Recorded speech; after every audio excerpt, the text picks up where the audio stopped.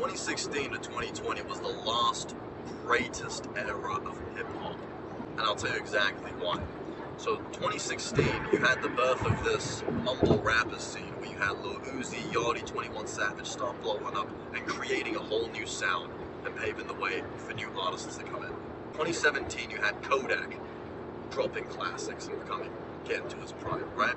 2018, you have Lil Baby and Gunna start dropping classics and getting to the top. This is also around the same time that YB starts solidifying himself as one of the top contenders in the game, starts dropping classics.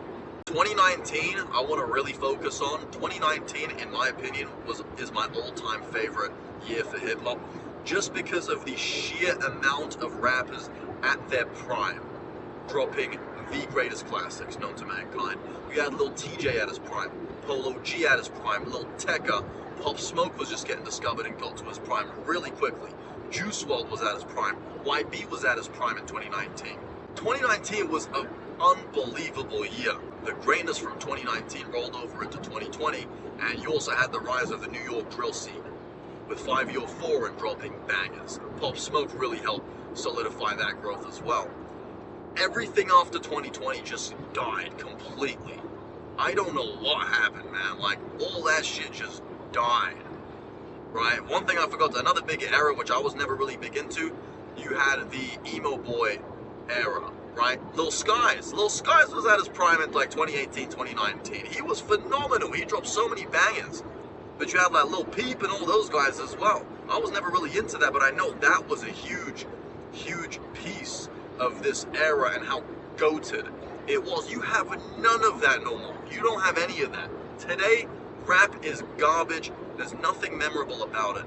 Any of the artists that you say are memorable today already passed that peak. If you say YB is memorable today, YB and like Cardi are the top two that they will say are the most memorable and greatest artists of today.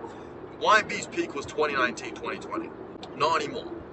Right? Cardi, I never really liked him.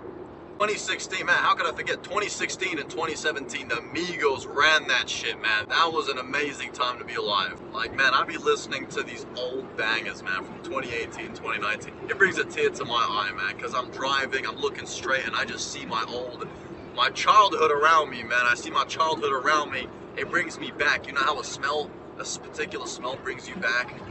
The music of that era brings me back to my childhood, man. Like, and it's the greatest feeling in the world, and it actually makes me very emotional. And it really upsets me how there's nothing memorable about the music today.